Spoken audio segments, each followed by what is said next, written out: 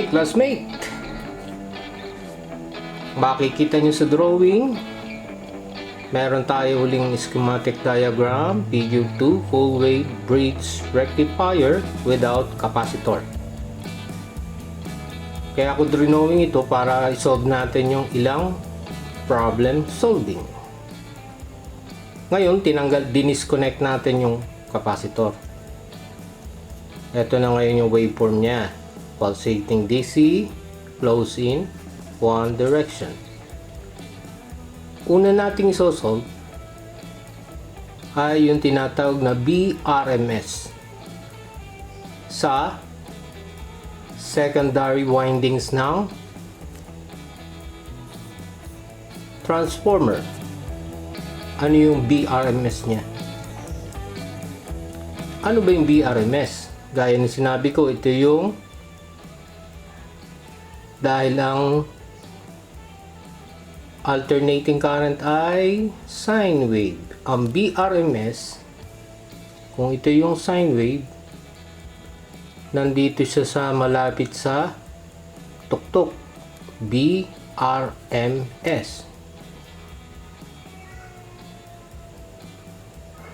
BRMS. Given yan. Pag bumili ka ng transformer, kung ang transformer mo sa secondary ay 12 volts, ibig sabihin, yun na yung voltage BRMS, which is now equal to 12 volts. Given yan sa transformer galing. Ito naman. Pangalawa, okay, nasolve na natin yung BRMS. Ang pangalawang isosolve natin yung voltage peak at the secondary. Ano yung voltage peak niya? Kung ito yung signal o yung sine wave, ang voltage peak niya yung nasa tuktok, which is the voltage maximum. Ito yun. Yun. Voltage peak at the secondary. Voltage peak at the secondary is represented as BPS. Voltage peak secondary. Let us make this BPS, voltage peak secondary. Voltage peak secondary ay may formula, which is equal to BRMS divided by 0.707. Pag sinode natin yan, BRMS, given yan, 12 volts sa transformer divided by 0.707, ang voltage peak sa secondary ay 16.973 volts. So yung waveform na maliit, voltage peak niya, tuktok, maximum BM, maximum voltage, which is also equal to voltage BPS o voltage peak at the secondary, is equal to 16.973 volts. Base sa formulang 0.707. Formula na talaga yan. Ito na yung BPS. Yan yun. So, alam na natin yung voltage peak at the secondary. I-solve na naman natin yung voltage peak at the load. Ano ba yung voltage peak at the load? May formula din dyan. Kung ito yung load, diba ito yung load, voltage peak niya, ito, kulay orange, yung tuktok. Dahil ito yung load, R1 at D1. Itong node na ito, at saka ito, voltage peak niya.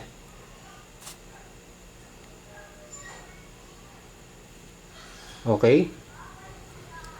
Ang voltage peak, ang formula niya, BRMS is equal to voltage peak of the load. Ginawa nating voltage peak of the load ay BPL.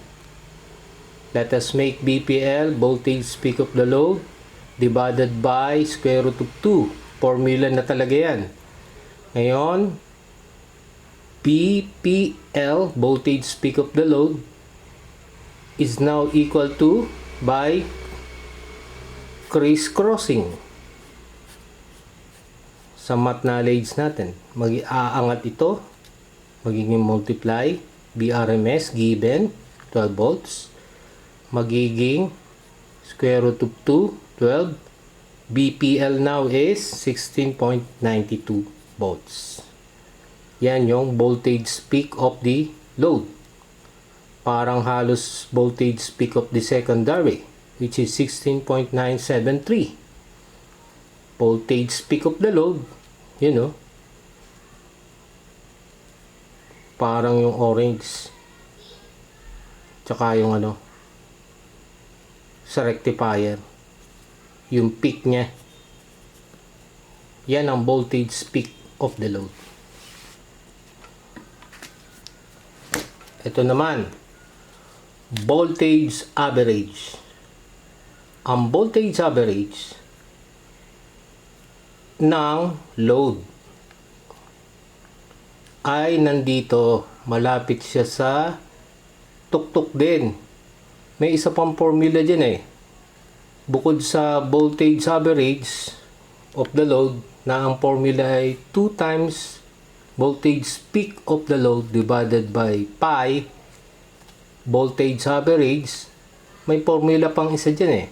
O voltage average is equal to 0.636 times voltage peak of the load. Parehas din yan. Ang sagot niya 10.77. Yung voltage peak at the load, na-solve na natin yan. Dito. By substitution, calculation ng pi sa formula 3.1416, voltage average 10.77 volts. That is the voltage average of the load. Ang average voltage, halos nandun siya, malapit din sa peak. Ito yung voltage peak, voltage average nandito. Yung RMS malapit din sa peak. Ang kasunod nating isosolve, to load resistor value. Ano ba yung value ng resistor to limit the current flow into the LED para hindi masunog yung LED? Ano yung value niya? Using KVL, KVL at voltage peak of the load to R1 D1. Asan ba yung voltage peak of the load? Diba nandito yun? Pinaka-supply niya.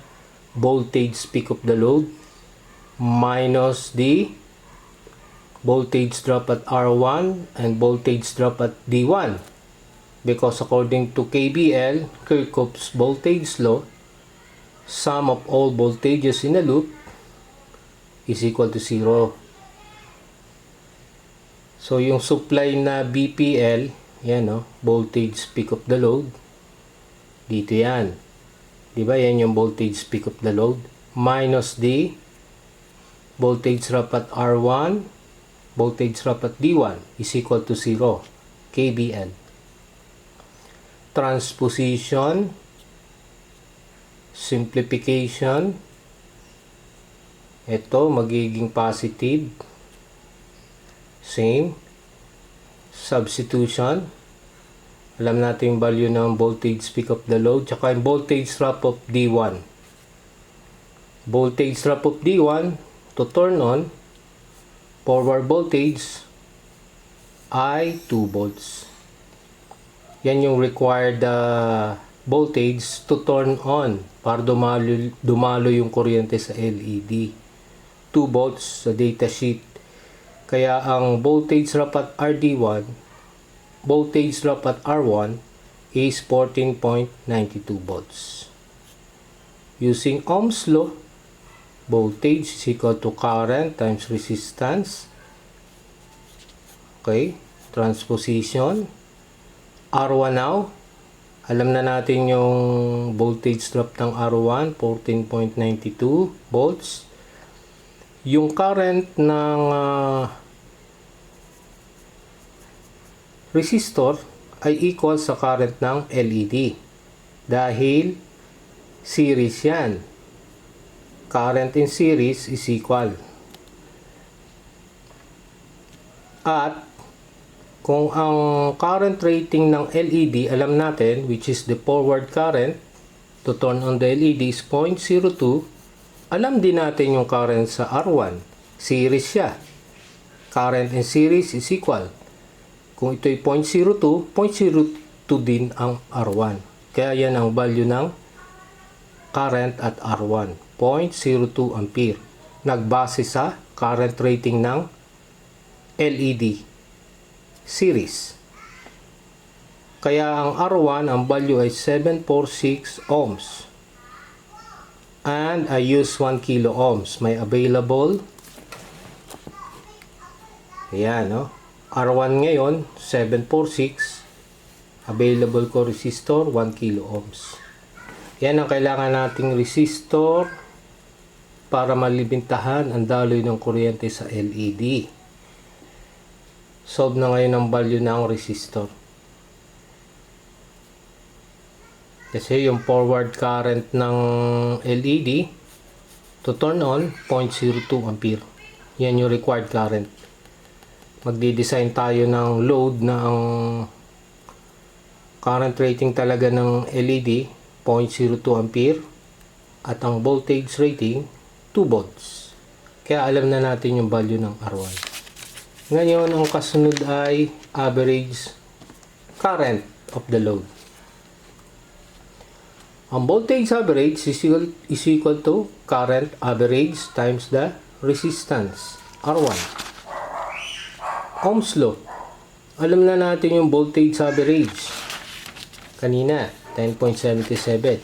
Alam na natin yung value ng R1, which is 1 kilo ohms. Which is equivalent to 1,000 ohms.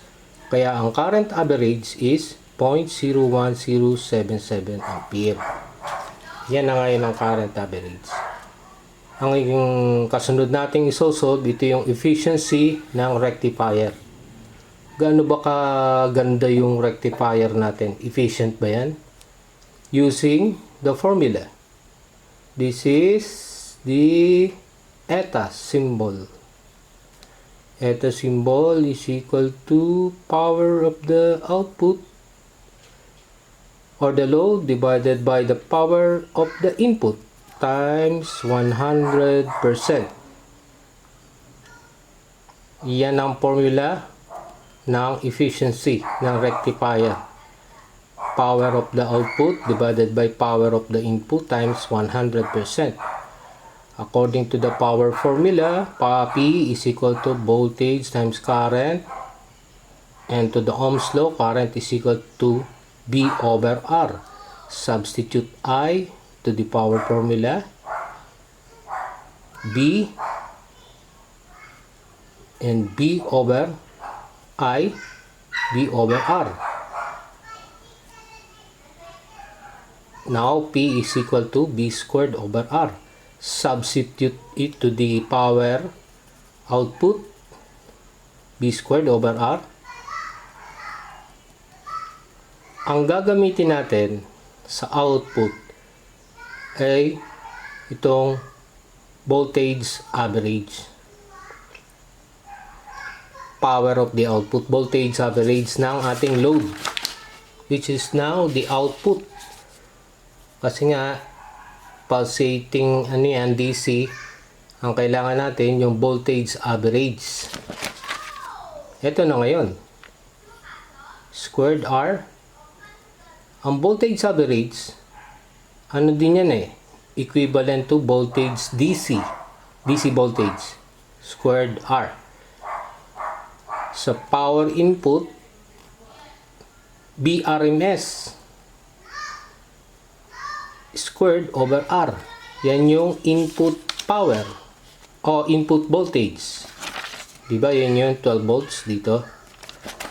Yan yung input voltage. So, output voltage or voltage DC squared over R plus input and then the input voltage in terms of RMS squared over R times 100. Cancel out na yung R. Sinubstitute na natin yan ha, dito sa formula. Alam natin value ng voltage average, so voltage DC, 10.77, voltage RMS, 12 times 100. Kaya ang efficiency ng rectifier is 80.55%. Yan ang efficiency ng full wave rectifier, bridge type. Itong kasunod. Ano ba yung peak inverse voltage? Peak inverse voltage, kailangan mas malaki o equal sa voltage peak of the load. Voltage peak of the load. Ha? Kung ang voltage peak of the load natin ay 16.92 volts, dapat ang peak inverse voltage ay 16.92 volts or equal or greater than 16.92 volts. Ano ba yung peak inverse voltage? Ang peak inverse voltage, yan yung voltage source or current source during the reverse bias of the diode. Yung pabalik na kuryente, surge ng kuryente na hindi kayang basagin yung diode.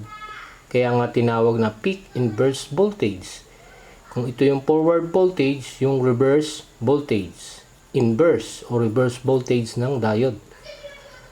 Para hindi mawasak yung diode. Eh, ang 1N4007 may peak repetitive voltage na ano yan, up to 1000 volts. Kaya safe gamitin ng 1N4007 diode. Equal, peak should be equal or greater than. Output frequency. Ano ba yung output frequency? Output frequency, yan yung, ano ba yung output? Kung ang input frequency natin ay 60 Hz, galing sa supply, 60 Hz din ito, secondary, ano ngayon ang output frequency? Ganito yan.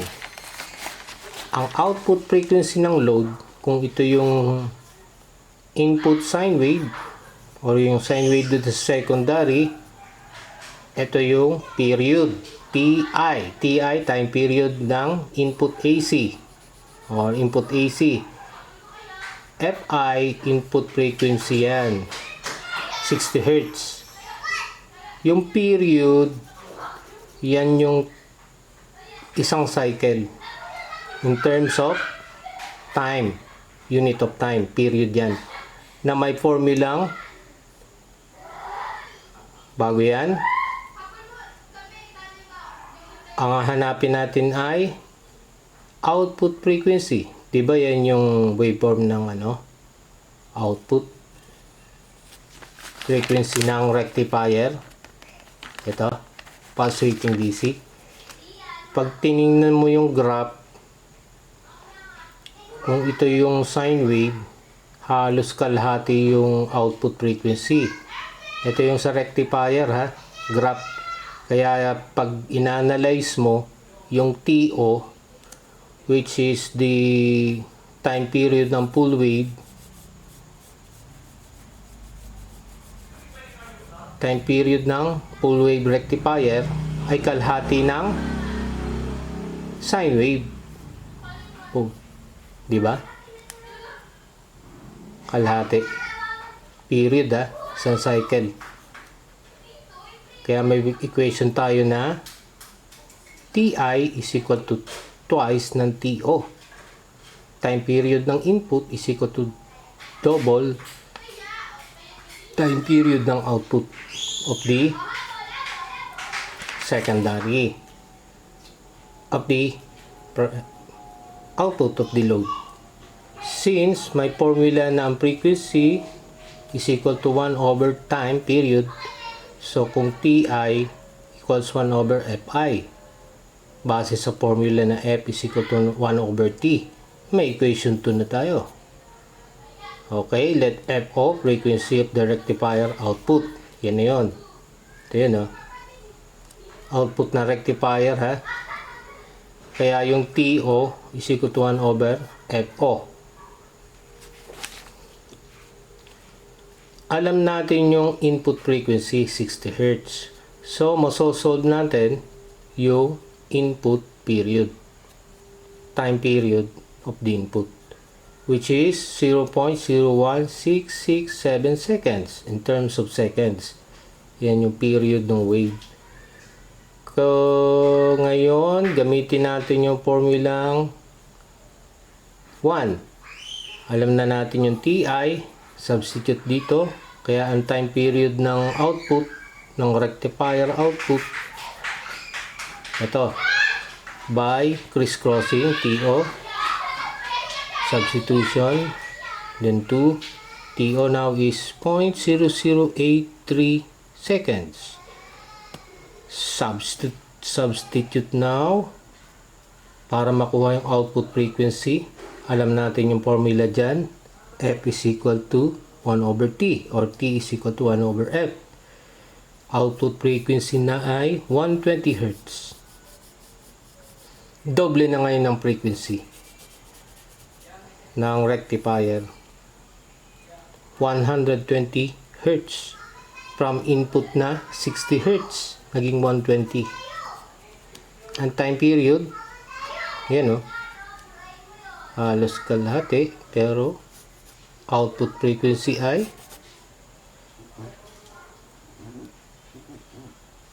120 Hz. Time period, input,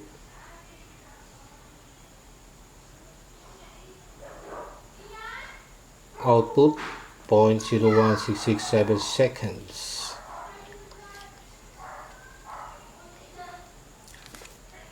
Yan ang ngayon ang frequency ng output ng rectifier. Pinag-uusapan natin dito yung frequency ng rectifier.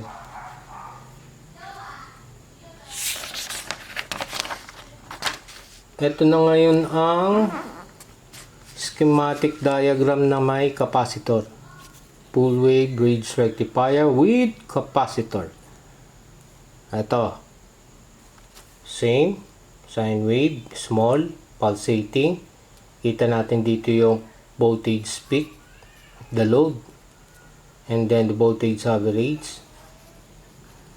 Malapit din sa tuktok. So, solve naman natin ngayon ang ripple voltage. Ano ba yung ripple voltage? Ito yun, no? Sa wave.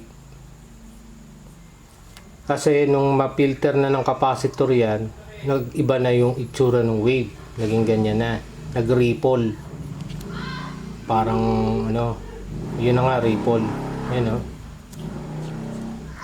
Ripple voltage, which is denoted by delta B. Okay, delta B. Ang ripple voltage ay yan yung AC component ng waveform produced by the capacitor. So, ang ripple voltage, AC component. Yan yung component ng AC, ng pulsating DC.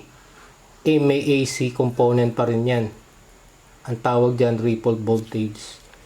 May formula dyan. May formula din dyan. Ito. Kailangan alam natin yung kuryenteng dumadaan sa capacitor.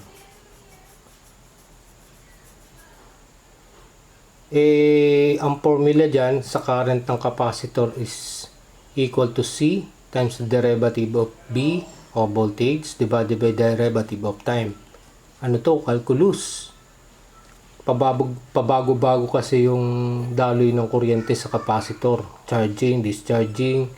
Kaya ganyan na naging formula ng current sa capacitor.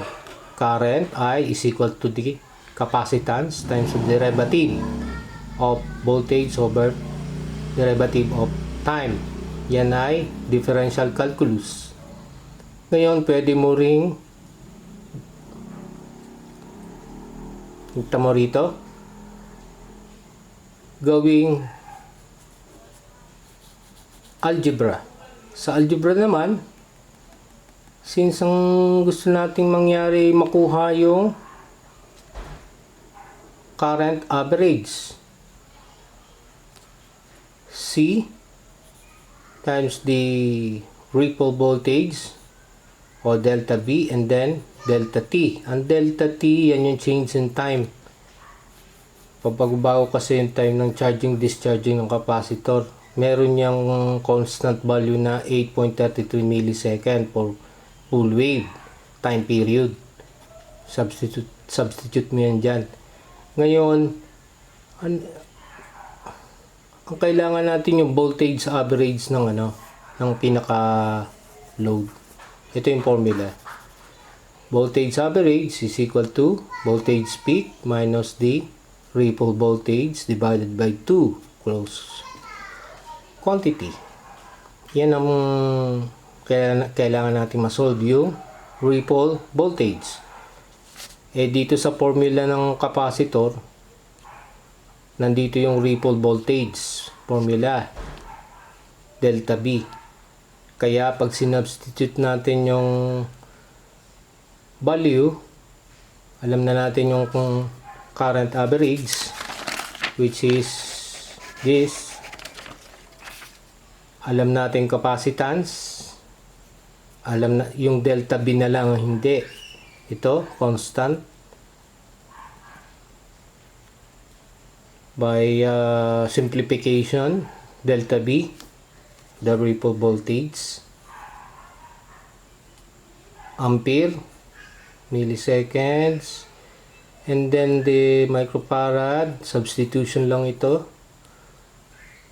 So, in terms of farad, in terms of seconds, ngayon ang ating ripple voltage ay 0.027186, which is voltage, ito to, si delta B, 0.027186,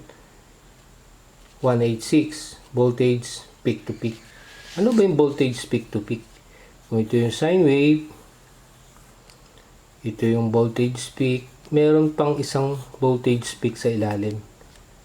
Yan yung voltage peak to peak. From here to here. Peak nung half wave at saka nung ilalim. Voltage peak to peak, which is equivalent to 0.27186. Gamitin natin yung formula ng voltage average. Dahil voltage average yung solve natin, talagang yun ang kailangan natin solve. Substitution lang. Alam na natin yung voltage peak of the load, tsaka yung ripple. Ang voltage average, ayan, 16.906 volts. Ito. Voltage, ripple voltage yan. So, in summary, pag ito yung sine wave, ito yung voltage peak, dito yung voltage RMS, dito yung voltage average, ito naman yung voltage peak to peak. From this wave to this wave, peak sa ilalim, voltage peak to peak. Yan ang voltage peak, voltage RMS, voltage average, at saka voltage peak to peak.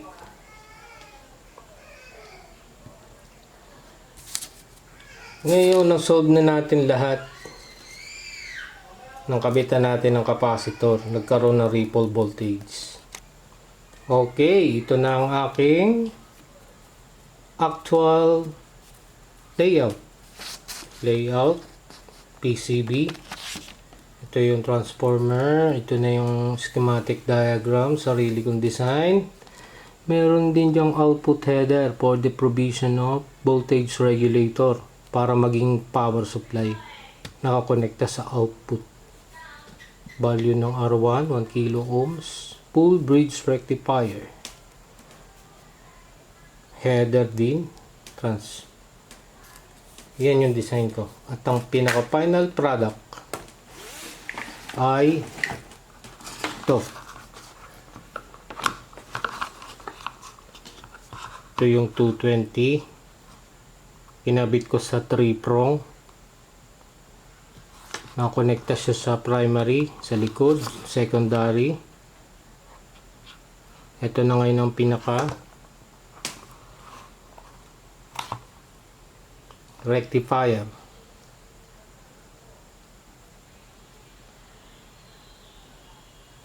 Apat na diode, isang resistor, LED, capacitor, header para sa output ng regulator, LED. Ito yung header ng transformer, secondary.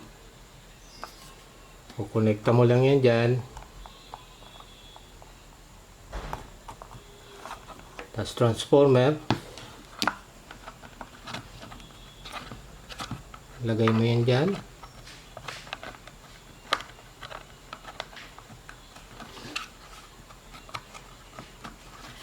Kasya ngayon sa speaker cube.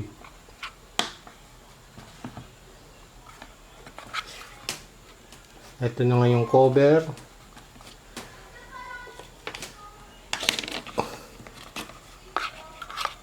Lagyan natin yung cover. May screw yan, hindi ko pa i-screw. Ito na yung pinaka final product. Testingin natin. Connecta natin itong 12 volts. 220 volts. Connecta natin ito 220 volts sa ating 3-prong. At umilaw na. Yan na nga yung pinaka load. Tingnan natin.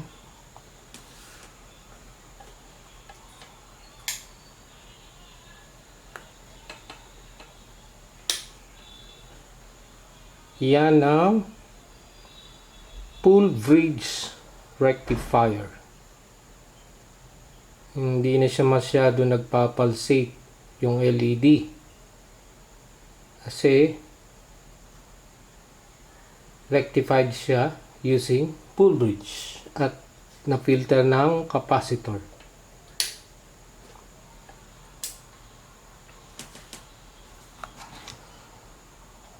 Full bridge rectifier.